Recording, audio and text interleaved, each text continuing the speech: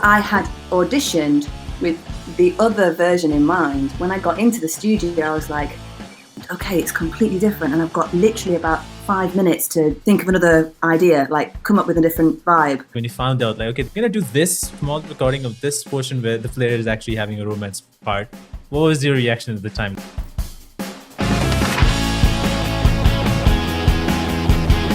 Hey, what is up, everybody? Welcome to Behind the Voice. I'm joined by Charlotte East, who has played Wilhelmina in Dragon's Dogma 2. Thank you so much for joining, taking the time. How have you been? Very good, thank you. Thanks for having me. It's lovely to be here. Yeah, thank you so much. And I am such a idiot for also pronouncing the names wrong. So Wilhelmina is the name. I'm going always crazy on this, but it's been crazy to see the reception of this game and all like the people are constantly playing this game. They cannot get enough of it. So how's this been for you? How's this year been for you overall as well? Yeah, good. I'm so glad that it's being received well. That's smashing. And we've been working on it for about 2 years now, I think. And you sort of have an idea of what it is, and you feel like it's like, okay, well, I know that's what it's going to look like, I think, but you don't really know exactly what it's going to look like and how it's going to be received. And so it's just been lovely to be on this whirlwind. It's been great. I've had a lovely time. Yeah, I can only imagine, like, you're working on a game and then you have no idea how it looks and how it feels, and then you're just waiting for the game to come out. And I don't know how you guys do it for 2 years to not talk about it, and then finally comes out like, okay, finally I can talk about it. So like how, like, have you seen some of the the gameplay stuff or videos here and there of your character or just the game in general?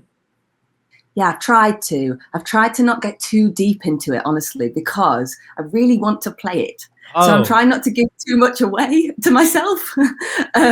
But I watched a bit and like looked at the land and the world, and just how they've drawn it is amazing, and it's right up my street in terms of the actual gameplay from what I can see. So I'm keen to play it a bit more. So I've tried to keep things a bit on the down low, but I needed to see what she looked like, because I didn't actually know until the trailer what Wilhelmina looked like. Wow. I knew that she was going to have something that covered her eye, probably hair. They weren't sure if it was going to be hair or something else. But I had no idea whether she was going to have brown hair, whether she was going to be like quite tall or quite small or quite I just had no idea. Yeah. So it was really exciting to see her and my face in a world. Wow, must be insane. And I gotta say, like, I love like how she looks. Her design is great. The wardrobe choice is also amazing.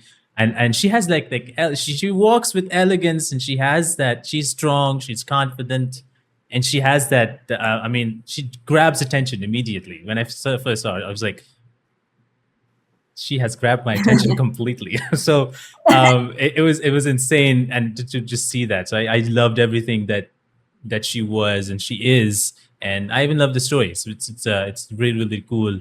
And you just mentioned it's 2 years of working on this game. How was like the sessions going around on the time, like for over 2 years? Like, I believe there were a lot of breaks in between, then you have to come back and then you have to remember. How was that whole thing like? Yeah. It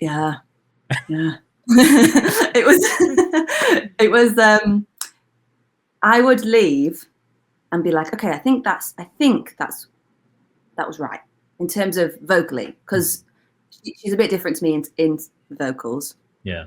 I'm from the East Midlands of England and slightly more Yorkshire sound, and she's definitely a little bit lower into like southern areas of England. So I felt quite a lot that I was having to rehear the voice, going, can you just play me back what I did last time? Because I have no idea. So it was a lot of me trying to sit back into what had been. And we did the main storyline and all the motion capture. We did it at the start of the project when we didn't know that much about the characters, and I wasn't given too much information about all the other characters around. It was very much like, this is Wilhelmina's thing, and that's what you're going to be doing. Don't worry about what Allard's been doing.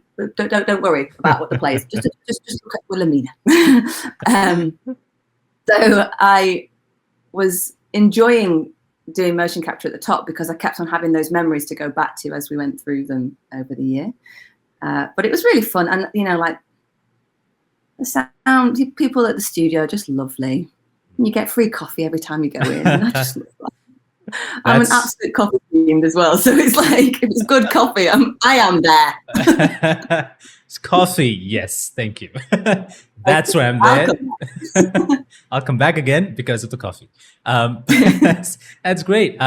Yes, it's incredible to see the process that it takes, the time that it takes to really work on even a story that's this way, it's done this way. It has this interesting process, and I think a lot of people think like, oh, they must know the story from the beginning till the end, and that's not always the case. And they're like, I have no idea, and you guys have to like watch it and to really understand, or play it and really understand like what's actually going on with it. But let's take a pause here and then go a little bit back, because I got very interested in what you did, because you were very into dancing, which I am a big fan of. I've been dancing also young. I've never trained. I'm not trained. I just would see steps on videos. I would try to copy them very badly. Then I was a little bit better. Then I would do some stage performance here and there, and I was okay. I still don't think I'm that great, but like I enjoy it. It's really fun to do. Hip hop is what I do usually, so it's very fun to do that. And you've been doing it since the age of 3, I guess. How is that? Like, you've trained, you have competed. What was that like? Like, it's insane that you're so skilled in this. Thank you very much. It's very kind. Yeah, so I've danced for a long time, actually. Yeah, probably from 3. And I kind of came to a road in my career where it was like, you can either continue to go down the route of dancing and do dancing. And I very much enjoy singing. Yeah. I can hold a harmony. I very much enjoy it. But I have absolutely zero confidence in it. And so musical theatre, absolutely not. No. So I got to that point where I was like, I really enjoyed doing musicals, but the singing part, I couldn't play any lead. I couldn't do anything like that, even though I can dance through it. So went down the acting route. So I kind of came to a stop with the dancing at about 20-ish. But I hold on to it, and I use it a lot in theatre, to be honest. And things like this, like motion capture. It's funny because the person who did the body of Wilhelmina, she created this character that was sort of like, I mean, she is sort of like slinky and a bit constantly moving, and just everything's very sultry and snaky. And I love that. And that was completely different to my version of Wilhelmina. I'd gone in with a very different idea of what she was. Yeah. And then when I saw what the motion capture for the body was doing, it was like, oh, okay, right, she's that. Okay. So then the voice was changed, and like the accent was changed, and we were fitting towards this thing that had been built already, which was brilliant, and really, really, I think a very strong part of who she is her physicality.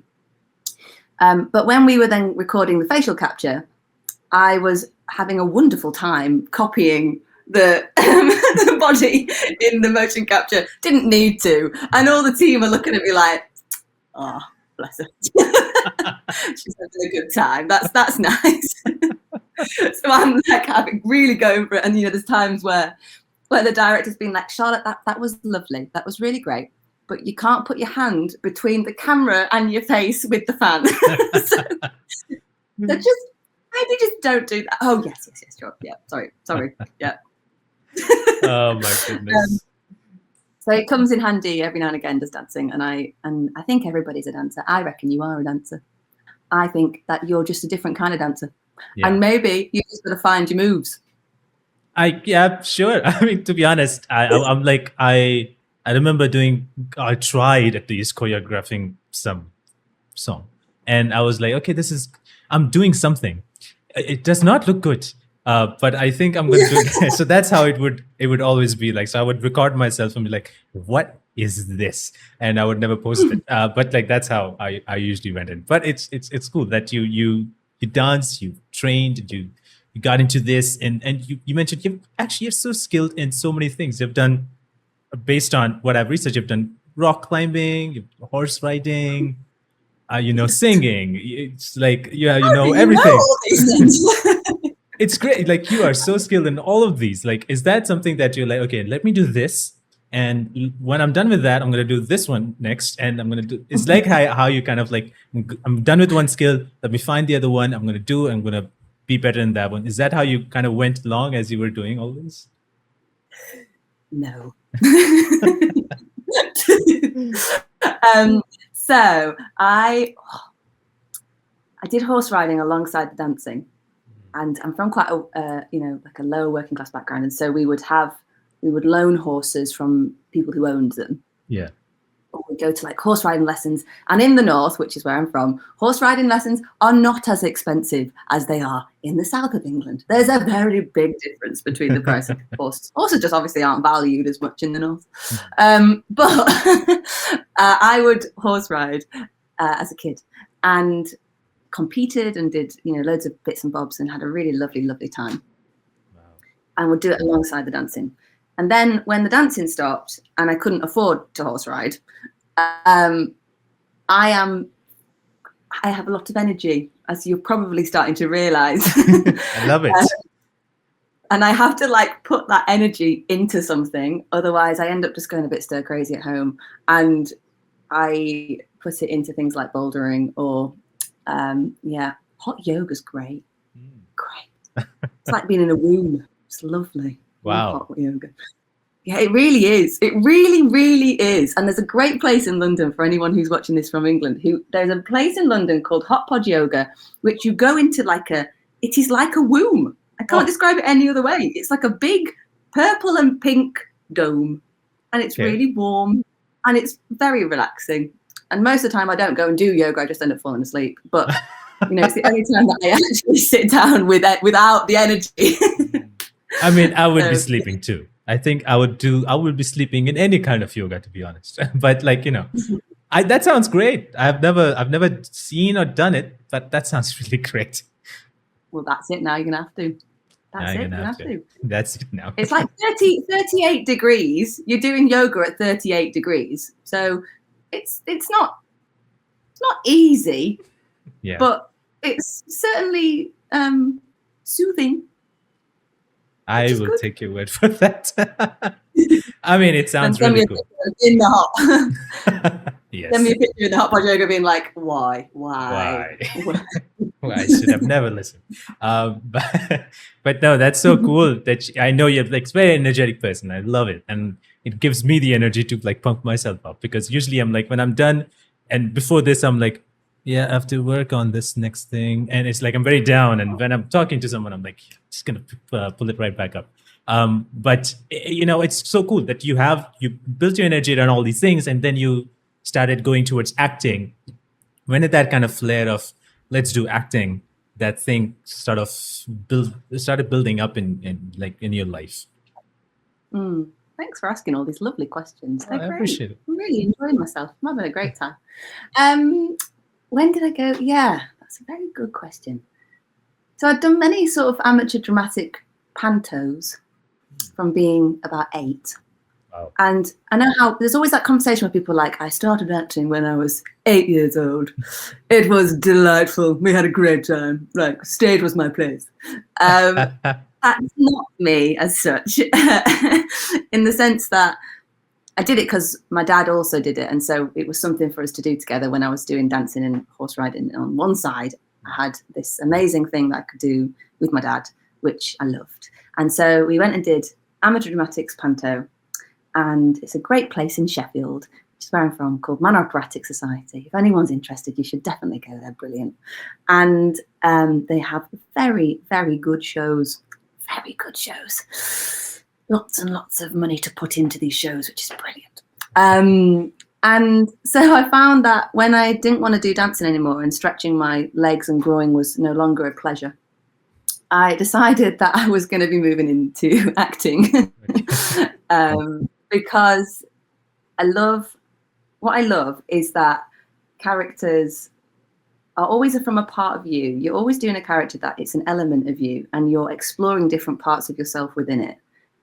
But when you get things like motion capture or voiceover work or any form of really strong backstory to any character, whether it's in theatre or TV or whatever, you can lose yourself in the character to the point where it doesn't feel like you're acting anymore, even though you are, you're being something completely other to you. But if you've done enough work on it, or at least you know enough about the character, it doesn't feel like acting anymore, and I enjoy that. Wow. That's the bit I like. It's the bit where you're like, oh wow, I just said other people's words and they really felt like mine. That's cool. And you can play loads of different people. Like Wilhelmina.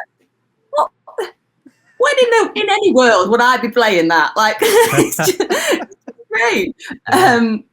And you're in a different world that's completely other to your own, particularly in motion capture and games. It's great. Yeah. So yeah, I think that acting came from being playful, really, and wanting to try different things, like with all the other bits, putting your energy into something else. Because it's like therapy. It's brilliant. I guess that was it. That was definitely it. That thing of like, you have so many different bits of energy, and when you finish the job, it's done and you move on to the next one. Mm-hmm. But you can put so much energy into that one while you're doing it. Yeah. Because why would you not? And it's an absolute joy. I mean, honestly, this job is a joy. It's an absolute privilege. And I think that it's something that everybody should be able to have a go at. It's just the rejection that's horrendous, but everybody else should be able to have a go at it, because just being big kids for the day is great. Yeah. I mean, to be honest, I mentioned, like, I've talked to like 60 guests and had 60 guests. And the more I talk to actors and all that, I'm like, the more I get interested to be like, maybe I should also try a little bit of voice acting in video games, because I'm like, for some reason I would, there's certain games that I really, really like. And I remember some of the lines and I'll like be walking around and like playing them, like, what am I doing? And so it would be really interesting to like always go back into that. But obviously, as you mentioned, rejections is a thing that always scares me. And then also the fact that I will not be able to do well, I know it, that kind of thought also scares me. Mm-hmm. So that's where kind of it's stopping me to be like, let's take the next step ahead. That's where I am right now. But I know there's a lot of people who are, because of video games, are trying their best to get there. Honestly, my biggest thing about acting is that you are literally just embracing your big kid. You're just playing, you know, you're going, okay, let's remove any nerves or worry or inhibition about anything that's happened before, and let's just play and just spend an hour, or in this case with Wilhelmina, I think it was about 8 in motion capture. It's amazing. But let's spend that time just playing. Like, there's no props. Okay, I can imagine that I have a knife. Like, it's just big kids. That is big very kids true. In the sandbox. That is very true. I like that way of like visualizing it, and now I can understand how it kind of works. But yeah, that's pretty cool. And you mentioned like you played the character kind of differently, I think, in the audition, and then it kind of changed. What was you thinking at the time when you just, you have this role and you're supposed to audition? What was your thought process at that particular time on how you should portray it? Yeah. I mean, at the beginning when we first got the, good question. So we'd had a brief of her that she was very neutral in sound, and that they wanted very naturalistic acting. That was the brief of the audition. And we didn't have many sides at all because the NDA was so high. And so actually there was no dialogue. It was more just one-liners. And they wanted you to deliver one-liners just past the camera like you would do with a self-tape for TV or film.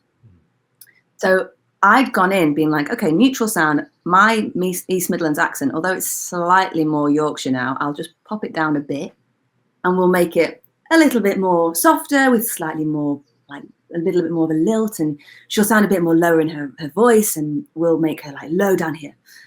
And that'll feel a bit more like earthy is what I was thinking. So I'd gone in with that vibe.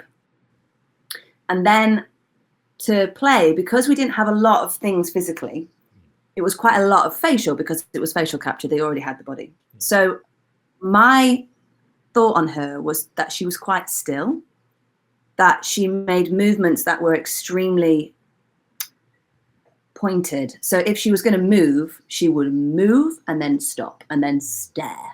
Like she was that kind of character in my head. She was someone who would watch the world basically and be admired because of one, how she looked, but also because of the status that she has. Yeah.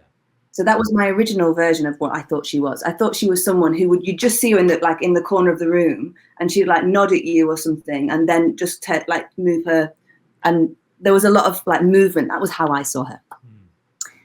And then when we got into the motion capture studio in London, it wasn't a shock because I was like, well, that's someone else's version of this character.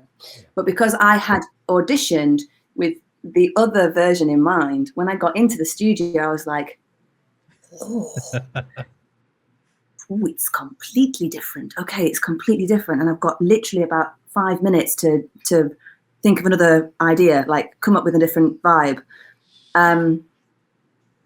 So although I'd started in like East Midlands, but slightly lower and a bit more gravitas, I was going into Southern, but with flat as. So like in America and Canada, how you've got grass, we in East Midlands and north of England say grass. But in the southern parts, it's grass or bathroom, or whereas I would say bathroom or grass. And I was adamant that I wanted to keep at least a little bit of the East Midlands sound because it asked for neutral. So we had the flat out, and normally in an East Midlands accent or in a Yorkshire / up to the north accent, in most of them anyway, you'll have a deep U, so up instead of up, or ugly instead of ugly. That didn't really fit for Wilhelmina. Can't really see Wilhelmina walking around like, hey up, love. How are you now? Come on now, Allard, let's have you. Come on. I think I'll not be doing that figure for you now. I'm just going to walk away. You would be watching it, playing it like, oh. No, I don't want to follow you, thank you. So that changed as we got into the room, really. It was a lot of finding what fit. And to be honest, the thing that I found the most challenging about it, but also the most fun, because it was, again, more play, was the motion capture of the body had created a really like silky, slow movement. And she'd put in these like head action sort of, everything was, it never stopped. It was always like something was constantly moving. Yeah. That was what she created for Wilhelmina.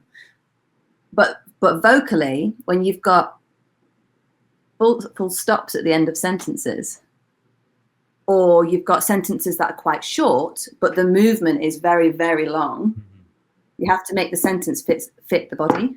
So then I speak quite fast, as I'm sure you've noticed. So then it was a lot of going, okay, so this move from here to here takes about this many seconds. So you have to make this one sentence that's sort of this big last that many seconds. So that was a challenge because I was speaking a lot slower than what I normally would, or I was drawing out sentences a little bit slower than what I usually would, and making things a bit more punchy just to make things have a little bit more space. So like it was about the naturalism that I'd originally gone in with was now really not there, and what was left was something that was a bit more what's the word, dynamic. Good word, isn't it? Yeah. Use that word. See, yeah, must be, man. For me, someone like who is trying to even understand how it all works, it all sounds very nerve-wracking, especially when you mentioned like how it was like 5 minutes before I had to change everything. I'm like, so if it was for me, and if I would have gone there, I'm like, okay, tata, bye-bye. I am no longer, I'm going off. So it's insane that you figured it out and you did it so well. And yeah, you mentioned like how her movement is like all snake and just constantly going. And there's like a single sentence is like probably few words and goes on for a long time. I like that. I was like, that's pretty cool. And then knowing this process, like, my God, that's a lot happened to get to that stage. So both of you did a wonderful job, and it's interesting because I know that facial capture, your body capture was done by someone else. How would your kind of like day to day would look like? Like before going to the recording, what would you do kind of like to maybe warm up or to prep for that day or something like that? And how would that whole kind of day goes by for you? Yeah, great question again. Brilliant question. Thank you. So that is me literally clearing my voice, not being an absolute twat. Okay, so I would wake up. At the time, I didn't have a puppy. I now have a puppy. Yes. She is Joy. Her name is Gertrude Crumbleberry the First. Yeah. So I would wake up and usually have a really hot shower. That's my first thing. Like steam the voice. Hot shower. And make it extra hot where it's almost burning your skin, just because I think that we always use steamers, and you always see actors using steamers, or they're the electric ones, or they're the old fashioned like Dr. Nelson ones. And you get the same thing in the shower if you just do it hot enough. Yeah. So lobsterify my skin was the first thing. Then obviously a coffee. Obviously. Yes, of course. Probably 2, most likely. Terrible coffee addiction. And then I live in London, so we would be at the studio at 9, probably 9 a.m. Particularly for the days that were motion capture days, we'd be there quite early. So 9 a.m. And that for London isn't really early, but in terms of getting there at 9 a.m., it's a nightmare. So I would get the train, then I'd walk for as long as I possibly could, because I find that walking clears my head a lot. I have a lot of things going on in this noggin, as you probably realise. Yes. From, again, quick conversations. But yeah, so I tend to try and walk places in London, just because sometimes the tube says that it's like a really far distance from each other, and they're definitely not. They're very close to each other.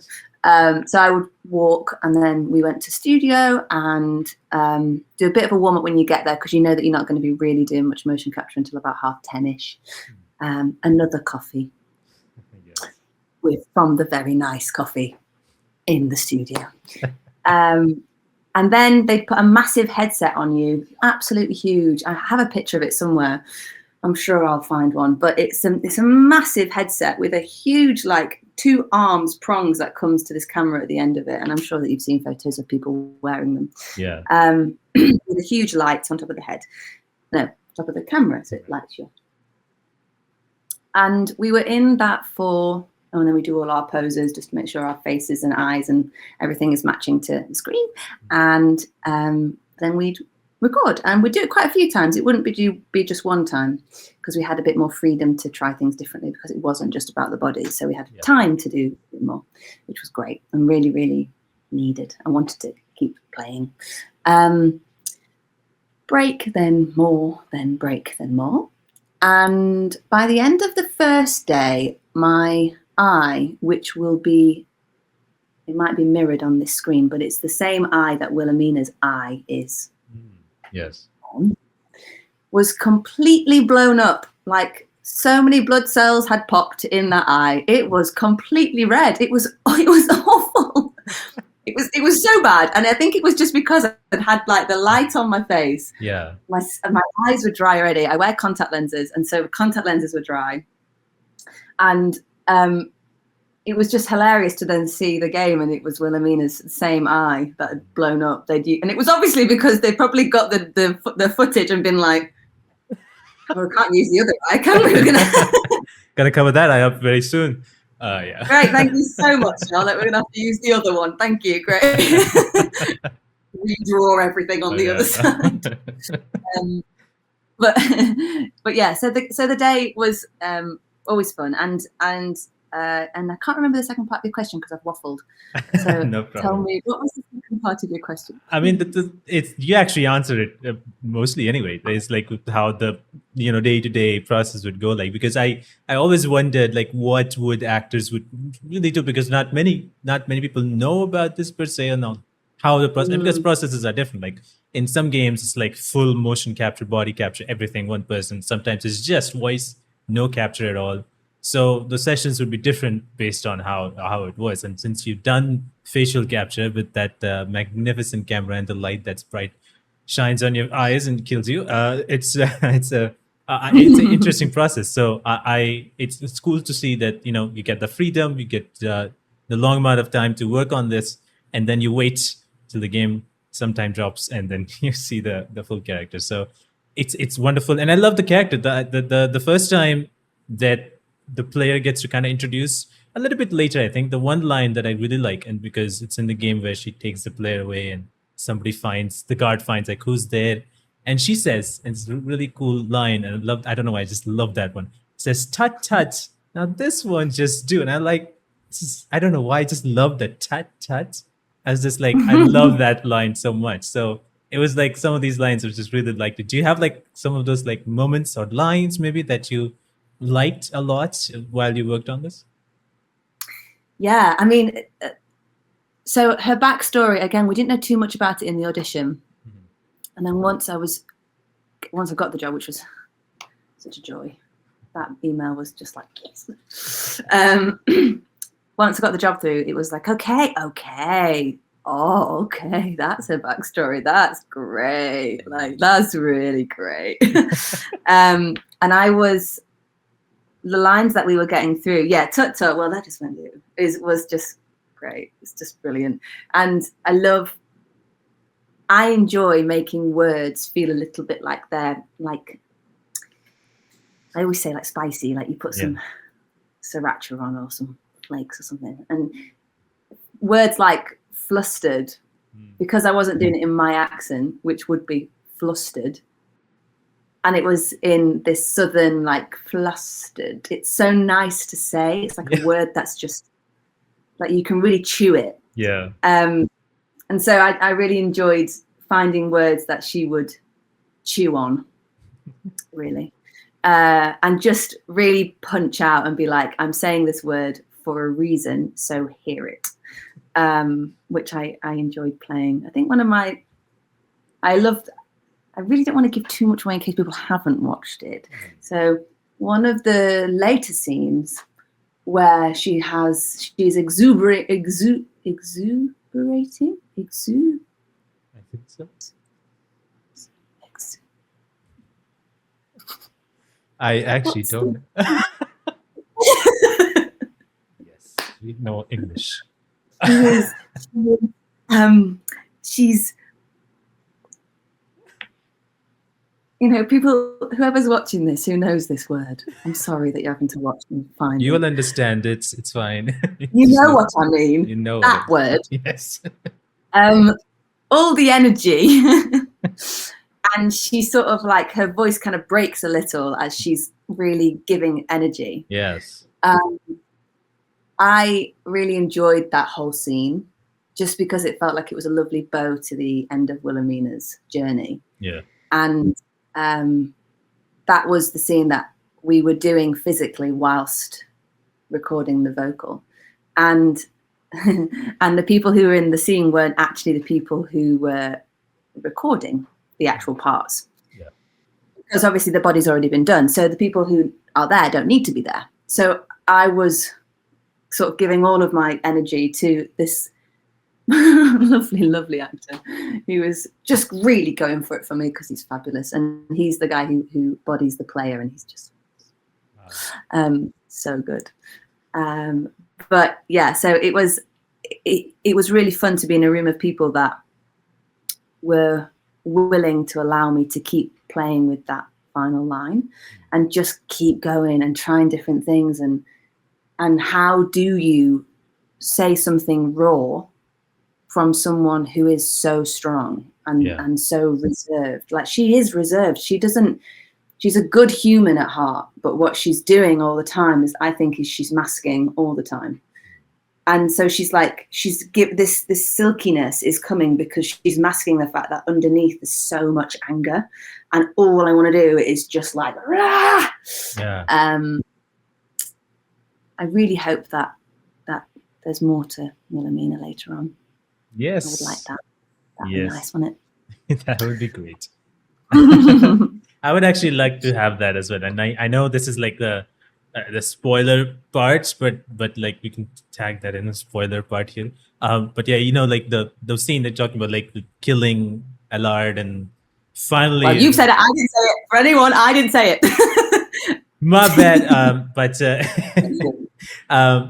it's like that story I really like. Like she finally got the revenge. She finally got to slay this guy, and that's where the eye changed. And I was like, wow, I had no idea this would happen. So, but I would like to see more. I was like, there must be more, and I know there could be maybe the story of her has ended in the game, but there could be more after it. There could be more before it on how she came to be this person, how she became this thing. Maybe we could see the parts where the thing that happened in her childhood, that we get to see that from there. It kind of builds up. Would be really, really nice. And I think, I mean, obviously you would be willing to go back and play that, but it would be really, really cool to see what that whole thing would be. Yeah, I think it's something that I say quite a lot. I just don't think maybe it's because I am this, but from her backstory and from who she is, I don't think she would just go and continue running the Rose Chateau quite happily. I feel like she'd just be like, bored. Let's do something else. Let's go and kill some more people. Excellent.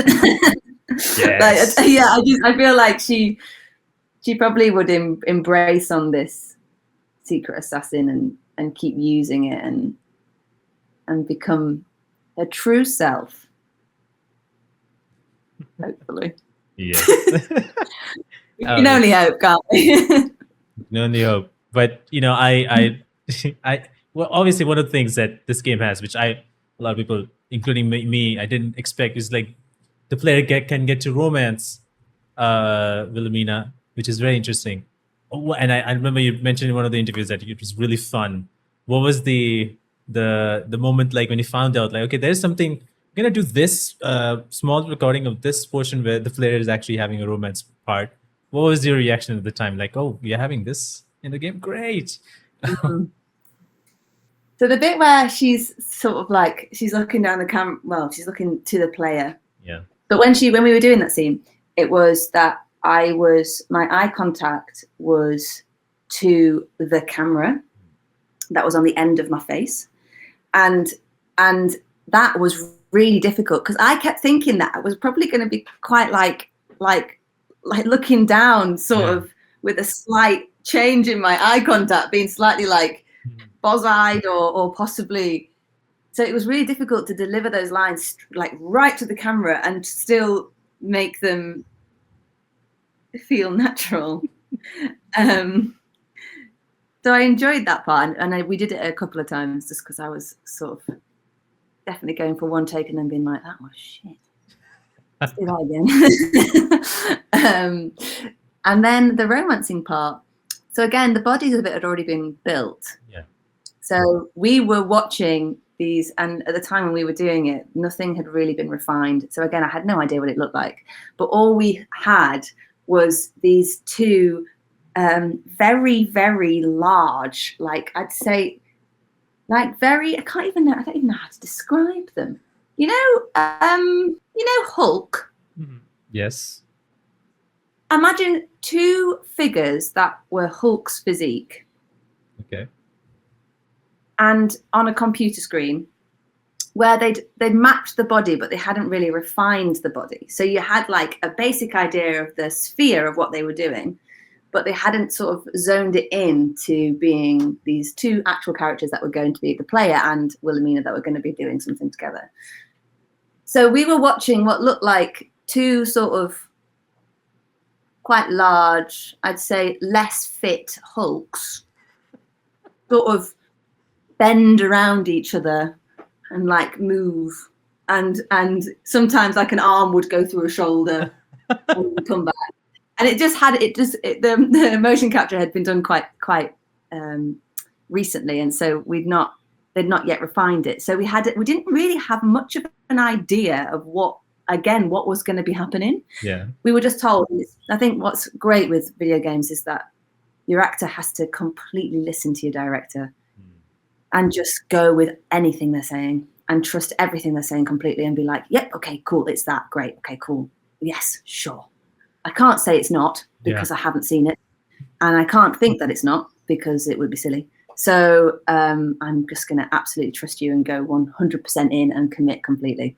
So yeah, me and the guy who's playing the player would be, again, physically moving, but with headsets on. So trying to do it so that we were like trying not to smack each other around the head as we're like trying to talk, and being like slightly further away from each other because the headsets are like clicking together. So really there was nothing sexy about it whatsoever. But hopefully you believe it was by watching. But I think someone's watching. That looks terrible. So stiff. It was. I think the behind the scenes stuff, I think if anybody who comes in and sees the scene that you're working with, like cameras and all the distance, and someone says that's the romance scene that they're doing, like, huh, okay. Sure. Really? Really.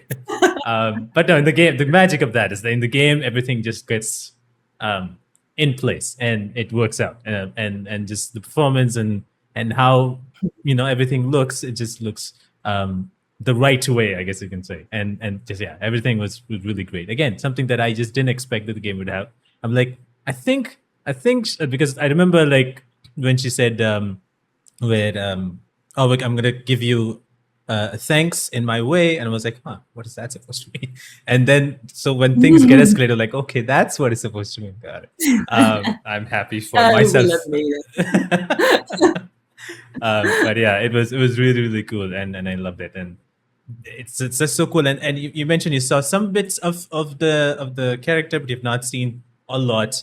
Did you see people's reactions or something like that, like when they get to meet this character or something like that, or do you see streams or something else like that? Do you get to check out on social media, I guess? No, honestly, not really. I mean, it's funny. I'm always very scared that people are going to hate what I'm doing. So I'm always like, oh, just be careful of your soul. Just hold on to it gently. But and also you can think you're doing one thing in the studio, and then what appears is completely different to what you thought you were doing. Yeah. And so there was an element of me being a little bit tentative for myself, being like, just be easy on yourself in case. And I am such a terror for it. Like, I am my own biggest critic. It's not good. I think most actors are, to be honest, but like it's one of those things. So I've been trying to get a glimpse of what her world is, and also like where she is.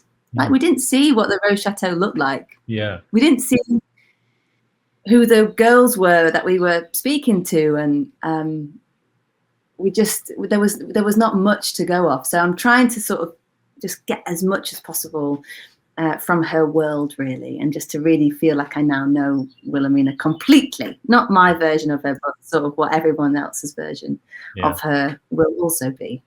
So I want to be watching streaming, but I just don't want to give too much away. I want to play. But I'm also a terror when I'm playing video games. Like, I really am, because I put it on the easiest setting just so I can swing my way through the game and like all the story, and then I go back and play again with a slightly harder setting. But I'm so impatient that I'm like, I just want to get to the end and know what happens. So yeah, I tend to play things twice. Hey, but I don't have a PS5 yet, so I haven't bought Dragon's Dogma yet. That's number 2. But I will be getting one at some point, and I will play it, and I will experience the full whack of Dragon's Dogma 2. Yes, that's so cool. And you mentioned you'll be playing it. What games have you played in general before this? Like a big gamer, or what is it? Not massive. I just love stories. Yes, me too. I love stories so much, and I think that games particularly do it really well, because you get like glimpses of someone's story, and then you kind of almost, you don't forget it because you're moving on your next quest to the next thing.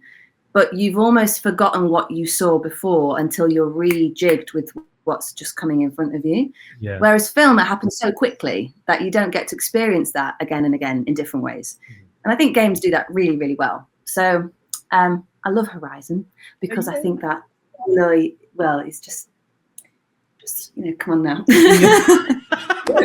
Yes, I love that. Oh, so good.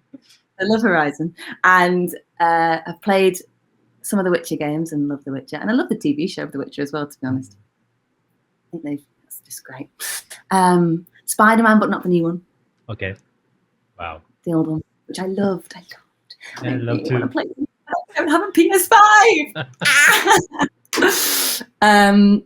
But yeah, the games that I love Sims. Oh wow. Yeah. I know, hardcore, and it's free now. Yes. You can get it for free.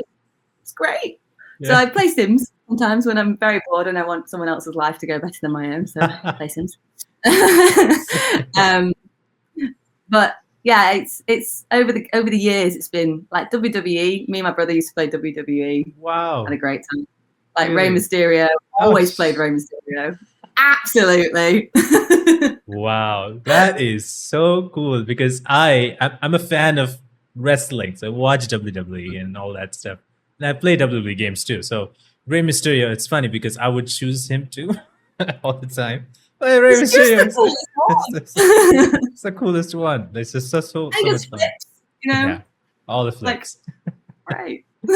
Oh my god, so lovely. But yeah, so I'd say I've always classed myself as enjoying games and just really enjoying immersing myself in a different world, really, and you just can let go for a bit, you know. Yes, I'm sure that people feel that a lot, and I think that's probably what draws everyone to video games quite a lot. Is that feeling of I've just done that job and I really need to forget about it, or I've just had a really weird day and I just want to like put it down and forget about it. And my puppy at the minute is that. Gertrude Crumbleberry is that. She is taking all of my my life. But the video games have always been in our family quite a bit. And, you know, like Call of Duty, me and my brother would play Call of Duty and always play zombies. And I would always be winning, always. And then he'd like snap me right at the end and I was so angry about it. Wow. And yeah. Like snowboarding games. Used to love snowboarding games. Oh yes, me too. So fun. But again, different worlds, right? Yes. I don't snowboard. I'd really like to snowboard, and I really like to go skiing. I've never had the opportunity to go skiing, so I really like to go skiing. But if I can play it on a video game, that's good. I can do flips then. Yes, you can do flips. Yes, definitely. That's so cool that you. But it's amazing that you played so many video games, and Horizon, mentioning that, like, I love Horizon. It's a fun game. Both the games, I love both of them, and it's like just looks so damn beautiful. So I just take photos, screenshots all the time. Like, I'm gonna take this way, I'm gonna take that way, and then I realize I've been doing that for the last 20 minutes. I'm like, I need to play a little bit. So I do that a lot. But do you remember the last game that you played? What was your last game? Nah, it was a while ago. Wow. I actually think it was the second Horizon, you know. Oh, Horizon I Forbidden know, West. a while ago, a real long while ago. But it's been a bit of a, for me, with work stuff, I've been working within theatre quite a bit recently. And so when you're in theatre, there is nothing else in your world but theatre. Yeah. Rehearsals, you go home, you learn your lines, you go to rehearsal the next day, you try and do what you've just learned, you go home, you learn more lines, you try and do the next. Then when you're in the theatre, if you've got a matinee and then an evening show, you're sort of out for the count really all day. Yeah. But a friend of mine's in Baldur's Gate 3, and I really want to. He plays Scratch, Sean Mendham. Yeah, I really want to play it, but again, I just haven't got the console for it yet. So all the games that are coming out that I want to play, I can't play yet. But I see a lot of my friends in them, and so I always want to play them just to run around and find them. Sean! Come here, good boy. Come. Yes. Yeah. Baldur's Gate 3 is one game that has been taking everybody Like everybody's probably gonna stop working, gonna play this Baldur's Gate 3. Everybody took everybody by storm, and yeah, it's a wonderful game. I do hope you get to like get a PS5 and experience these games. Because Baldur's Gate 3 alone is like a too long of a game. Like it could go like you probably can play for 1 year and still not finished because it's so much. But it's amazing, and you know there's Dragon's Dogma 2 is also fantastic. People are just absolutely enjoying. And you mentioned about how since you have so much to do, like theater work, you have lines to prepare, and then you're all into it. But you play different roles, like you play various different roles as an actor in general. You play so different kinds of roles.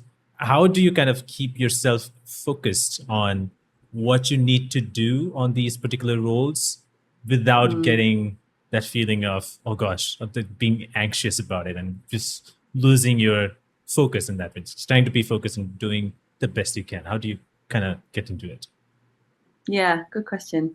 I think it's a lot of, I class myself as I am a very creative person. I feel the most comfortable and the most settled when I'm making something, whether it's building something, whether it's, I work as a photographer on the side and I do a lot of headshots photography, and you're just, you're creating all the time. Like I just create all the time, and this is what you're doing right now. You're creating stuff that is exciting and fun and hard work, sure. But it's still a far more, for me, rewarding job than if I was working in an office. I know that I wouldn't be able to focus if I was working in an office. Like I wouldn't be able to sit down and focus on a screen because my mind would be going like just constantly. Whereas I find that when I'm doing things that are creative, I do find it easier to just go, right, I'm doing that. Cool. That's there. I know you're there, but I am on this right now. But I think if that was not creative, I'd really struggle. Really, really struggle. But yes, I do lots of things. I try to do lots of things. Try to keep being active in this business and being creative and just enjoying it. Life's so short. It's so short. And it means more when I think you can do things that you love, and you appreciate the things that you have more when you're doing the things that you love. And so for me, because of that, I'm just always pushing to keep appreciating what I have instead of hoping for the day to end. Like, our days are short, our lives are short. Appreciate what you have and just have fun. Yes, I love that. Yes, for me, even like you mentioned, like your life is too short. You gotta do what you enjoy. And I was also not able to work in an office, which I did not so long ago. I stopped. But like it's it's so hard to focus. But like it's for me, because I had something that I just wanted to give it a shot even more. Like I think I was given 50%. I want to give 70 or 80% of me keeping going. And so the love I had for what I'm doing, and it's so fun. So I'm always telling people like, hey, if you have something that you really enjoy and you think that it might not work out, it's better to just at least give it a try and just go full in, and then you will find something. It might not be tomorrow and day after, but you'll find something 6 months, 8 months, a year, something. You will find something. But if you just go full on in, then you can do it. Absolutely. And I think, you're like, I absolutely hear when people say, but I can't afford to do that, because I was in that position for a very long time of being like, I can't, I need the money now. The world needs money and we all need it to live, and I need it now. And how do I do this without having the money? And what do I do? But I would find that I'd go and do jobs that I didn't enjoy as much. And then when I got home, I would spend hours being creative in another way and trying to find a way of making my career. This was sort of when acting was sitting there and it wasn't firing as quickly as it could do. And so I was like, I need to find other ways of being creative because I can't rely on this to keep on being there. So I wrote a play or, photography, or just got myself into a rhythm of going out for a walk. And now with the dog, that helps a lot. but like going out for a walk and on that walk thinking of things that were going to help me get to a place where I was doing a job that I really, really loved. And then taking the leap. Yes. Take the leap. Do it. Yes. You've got the funds to allow yourself to do it. Do it. I'm telling you, you will feel so much better. It is better. Yes, you're absolutely right. And yeah, I try to tell people that, but obviously everybody has their own mindsets, and it's hard to kind of, if somebody have a locked on a particular mindset, it's hard to kind of pull them back to this. But yeah, I feel it's very important, and I'm happy that some people get to do it, and I'm happy some people having fun with it, and I hope everybody gets to do it. Everybody gets to do what they like and enjoy, because then you enjoy so much doing living everything. You don't wait for the weekends and stuff like that. But before I let you go, there's like one fun little thing that I think is fun. It doesn't have a name, but it's 5 random questions that I would like to ask you for anything random. Are you okay with that? Yes. Can I ask you 2 random questions? Sure. Okay. You go first. Okay. Okay. So if you had the power to travel back in time, where would you like to go?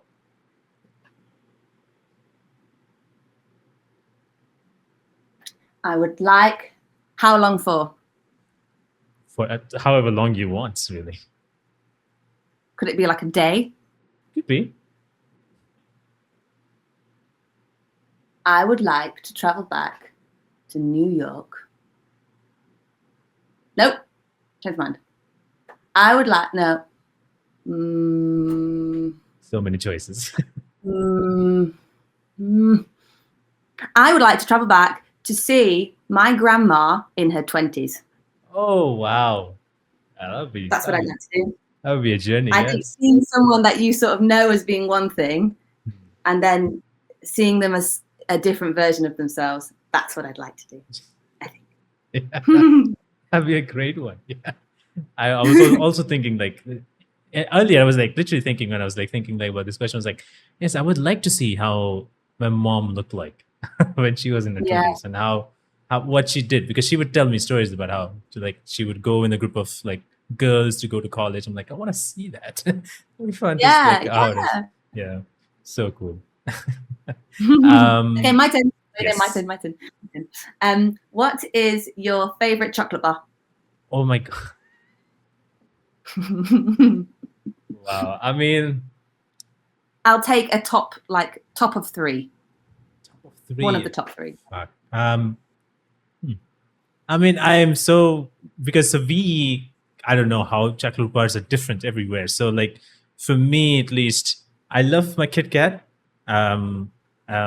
What else? I guess not really. Dairy Milk has a lot of different products, but like one thing of Dairy Milk, I don't exactly know which ones, but like the basic one that you get.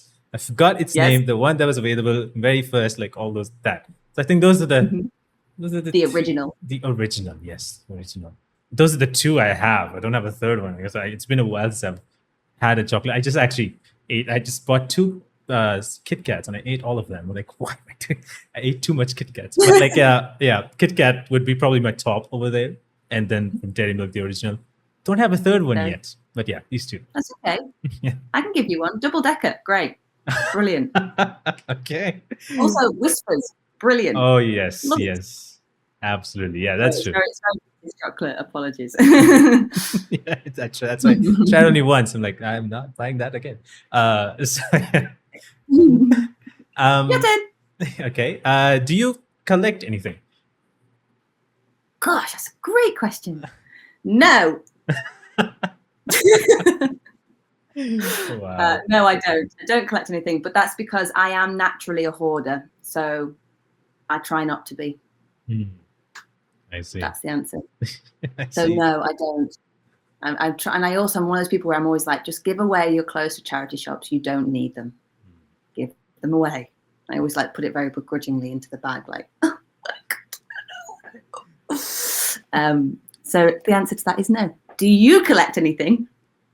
Do I collect anything? I mean, I don't think so. I collected at one point in time. I used to collect cards but like not like different. Like I was very much into Pokemon and uh, I think Yu-Gi-Oh.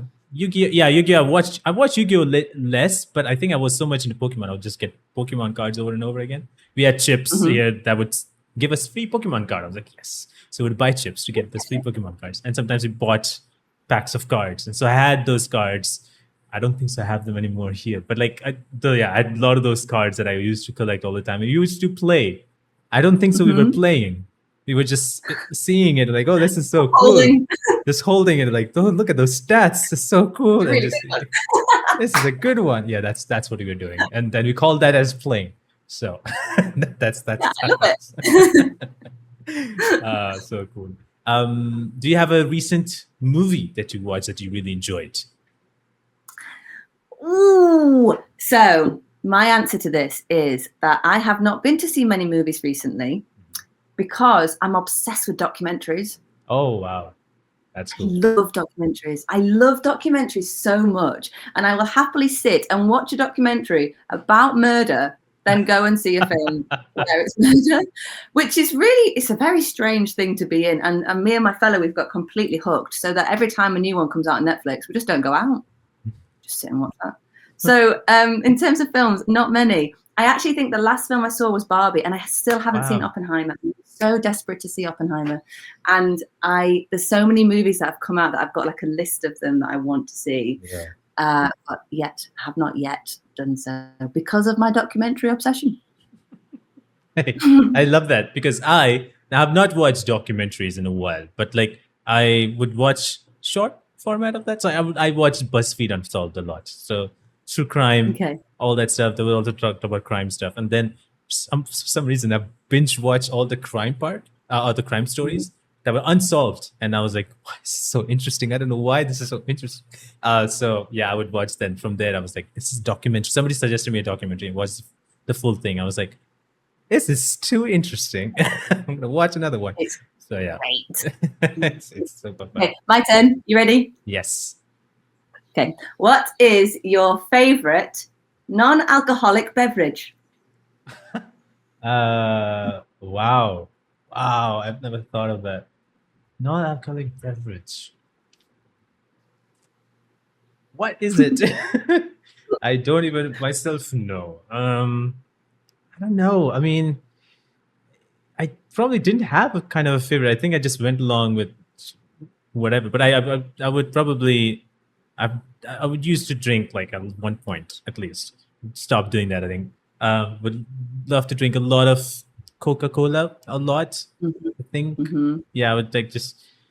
There was an obsession at one point. I was like, "This is I need to stop," and I would buy these bottles of Coca-Cola over like in a day. I would probably drink four, not that big. Like they will be small, but like I'll drink 4 or 5. I'm like, dude, what are you doing? I'm killing myself. Then I was like, I need to stop this. And I remember there was like some malls which would give us like a 2 liter of bottle and you'll get 2 liter free. And Okay. my mom would get it. And I was like, why did you get it? Now I have to drink all of it. So yeah, that was kind of No, like it's available. I have to ridiculous. I told you not to drink it, buy it. Now I have to drink all of that. So yeah, that's I think would be the one because I have not really have drink like any beverage in a while. I think Coca-Cola was the last one. I think I actually did drink, but yeah, that would be one. Nice. I'm very happy to hear that. I also like Coca-Cola, but my biggest favorite is elderflower. I love elderflower. Wow, Anything fizzy and flowery. that's cool. That's lovely. So okay, so if you could create a video game, what kind of story would you like to tell? Ooh, that's a good question. Oh, that's a good question. I mean, I think. Oh, honestly, I think this is probably why Horizon is one of my favorites because the storyline underneath it and her story is just great. Yeah. And, you know, strong woman who just was like, no, not taking anything you say as let me just do my thing. So I think something with a strong female role who meets some really cool people along the way. And obviously having archery in there, some sort, lots and lots of like sword fighting. and possibly the character, you know, this is difficult in terms of world, but the character can move between times, because we were talking about going backwards in time, can move between times, and when they move into another time, they are a different version of themselves from a different land and world. Wow, that's amazing. Yeah. You'd buy it, wouldn't you? I will definitely buy it. Yes, that would be fun. To go in time travel, and then you are not the same person. You're a different person. I mean, you're the same character. You're a different version of it, and you continue. That's pretty cool, because there has been time traveling, I think, in some sort of in games, but you would be the same person. So changing that, that'd be nice. I would definitely buy that. That would be fun. Great game. Okay, so I have one last question. If you had, what would be the biggest advice that you could give to anyone in general? Anyone in general? Yes, anyone. Well, I think I gave it earlier. I think it is to try and do the things that you love. And if those things are going to the office and sitting at the desk and having a chat with your colleague whilst having a coffee about the weekend, and that's what makes your day exciting, and that's what makes your day worth living, really, I would say definitely do that. And appreciate that life is so short, and we are very fortunate to be here. And I love space. I love all of the planets. I love every planet ever. And I feel like people should always look up more and look at the stars. So I'd say appreciate what you have, love what you do, and make sure that you're looking up and out to space, because there's so much more out there than just us. Wow, that's brilliant. Yes, there's so much stuff out there. True, that's so cool. Thank you. Jupiter and Saturn. So Jupiter and Saturn are two favorite planets, and not Earth. Got it. It's the one. Lovely. I love watching things of space as well, and then realizing I'm not a genius at all. And then they go a little bit deep into, like, good thing I'm not in that field. So yeah, it's gravity. Wow. Well, I want to say thank you so much for taking the time to talk about the character, Dragon's Dogma, the games you played, all of it. It was really, really cool. Thank you so much for doing this. Thank you so much for having me. And honestly, it's just been a joy to be part of Dragon's Dogma 2 and to be meeting people who also like it as much as I do. So thank you.